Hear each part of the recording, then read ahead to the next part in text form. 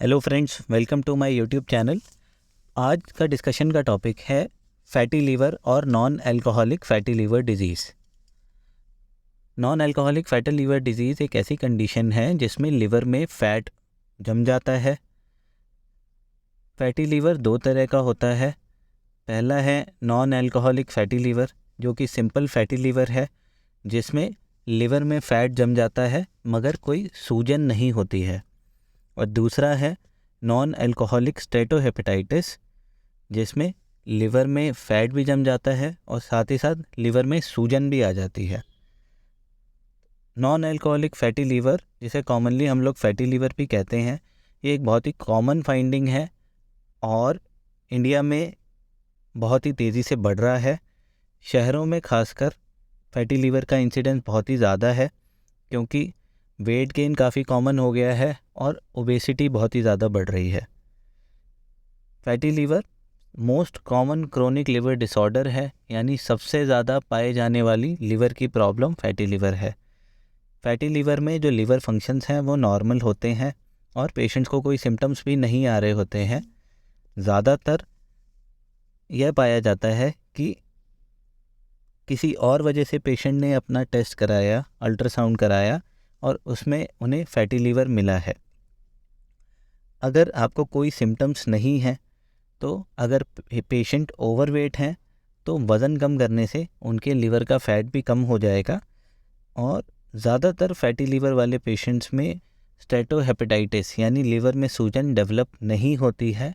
तकरीबन 10% पेशेंट में ही सूजन डेवलप होती है या स्टेटोहेपेटाइटिस डेवलप होती है। तो अब हम डिस्कस करेंगे स्टेटोहेपेटाइटिस के बारे में। तो नॉन अल्कोहलिक स्टेटोहेपेटाइटिस, जिसे नैश भी कहते हैं, ये कंडीशन है जिसमें लिवर में फ़ैट भी जम जाता है, सूजन भी आ जाती है यानी इन्फ्लेमेशन भी आ जाती है और आगे जाके लिवर में स्कारिंग का भी रिस्क रहता है यानी लिवर सिकुड़ने का भी खतरा रहता है।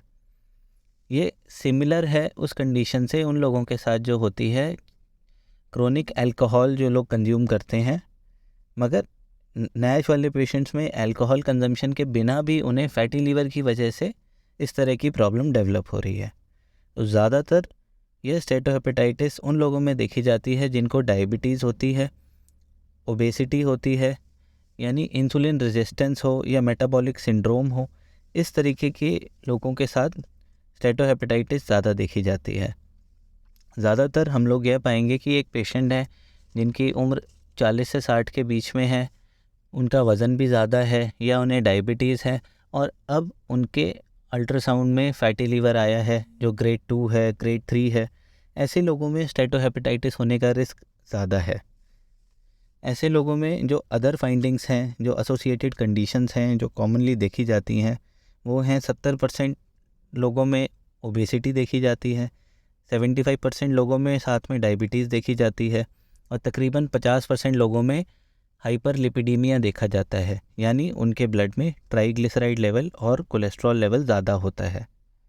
साथ ही साथ इन लोगों में इंसुलिन रेजिस्टेंस होती है, पेट में चर्बी ज़्यादा होती है और कई बारी पेशेंट्स कुछ ऐसी दवाइयाँ ले रहे होते हैं जिसकी वजह से यह स्टेटोहेपेटाइटिस डेवलप होती है।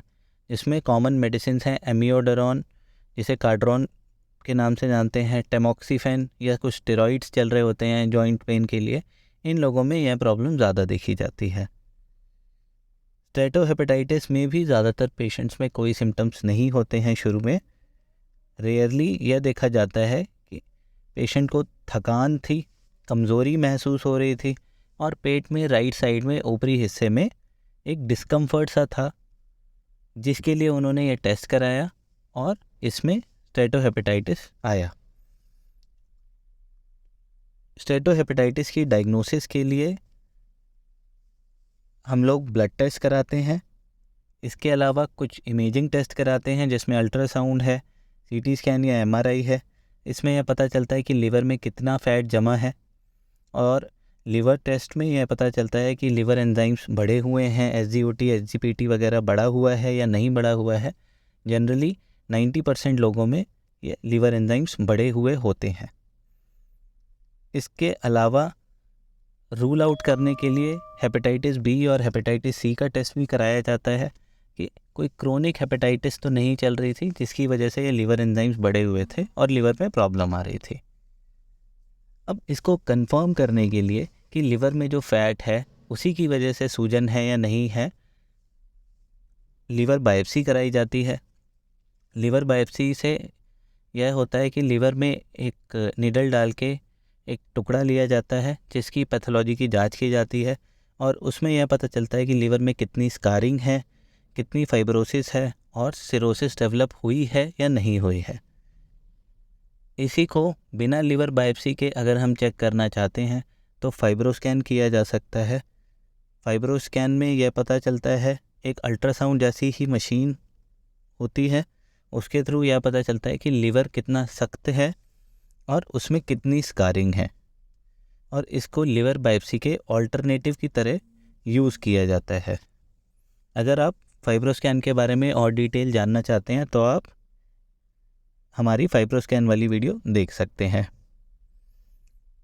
इस स्टेटोहेपेटाइटिस के ट्रीटमेंट में हमें सबसे पहले जो एसोसिएटेड प्रॉब्लम्स हैं जैसे कि ओबेसिटी, डायबिटीज़ और लिपिड प्रोफाइल का ख़राब होना, इन चीज़ों को कंट्रोल करना चाहिए। तो सबसे पहले वेट लॉस पे ध्यान देना चाहिए।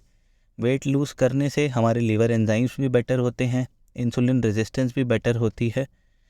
मगर हमें वज़न कम करते समय यह ध्यान देना है कि 1 से 2 पाउंड पर वीक के हिसाब से कम करना है, यानी 1 से 1.5 किलो के आप हिसाब से वज़न कम करें पर वीक, क्योंकि रैपिड वेट लॉस से यह देखा गया है कि लिवर डिजीज़ कई बार वर्सन हो जाती है। तो इसलिए आप अपने हेल्थ केयर प्रोवाइडर या न्यूट्रिशनिस्ट के साथ एक प्लान्ड वे में अपने वेट लॉस जर्नी को करें। कई पेशेंट जिनका वज़न बहुत ज़्यादा होता है, जिनको नैश है यानी स्टेटोहेपेटाइटिस है या अर्ली सिरोसिस है और ओबेसिटी है, उन लोगों को बेरियाट्रिक सर्जरी यानी वेट लॉस सर्जरी के बाद उनकी लिवर की प्रॉब्लम में काफ़ी इम्प्रूवमेंट देखी जाती है।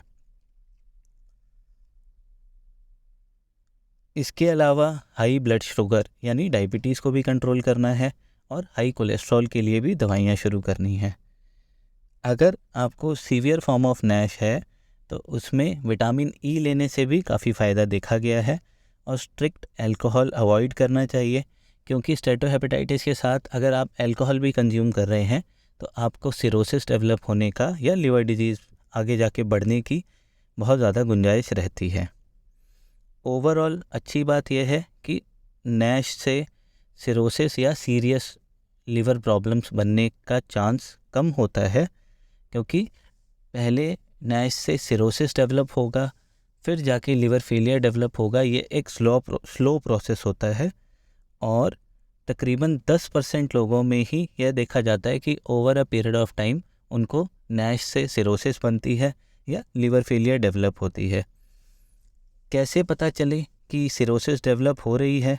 तो इसमें कुछ सिम्टम्स जैसे कि पैरों में सूजन आना, सांस फूलना या थकान लगना, इस तरीके के सिम्टम्स आने लगें तो हमें डॉक्टर को दिखाना चाहिए कि कहीं हमें सिरोसिस डेवलप तो नहीं हो रही है।